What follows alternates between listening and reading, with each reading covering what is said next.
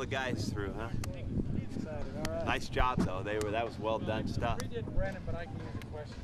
Yeah, I'll give you the same answers. All right. Thanks.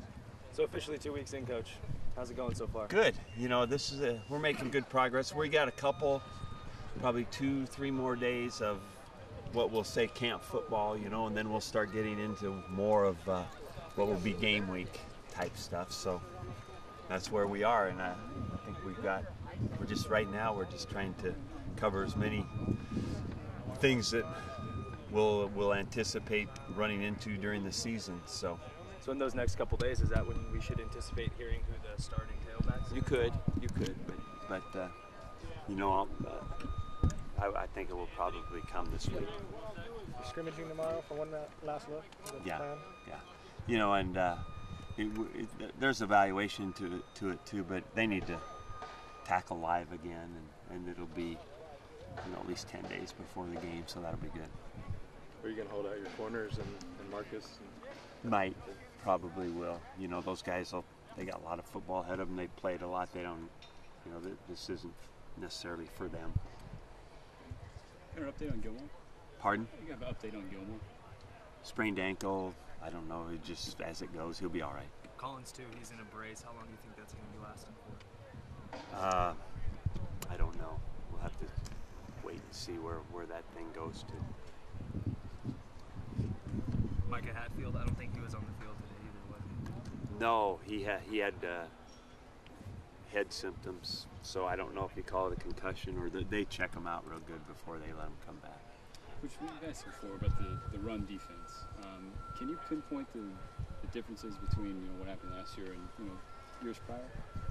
Well, you know, I think ultimately last year we were playing with some new people, and that's always a factor, and we just you know, in that run defense part of it, it's kind of back to basics. You know, so we got a lot of work to do in that regard, and making sure that we that's kind of philosophically that's where we start, run defense. So keys everything.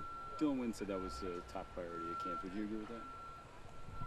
Yes, I would. I think that, you know, if you play good run defense, even with all the spread and all the stuff that you see, you've got to make third down to your advantage. And so if you're not playing good run defense, you're going to have a hard time on third down, which has been our story.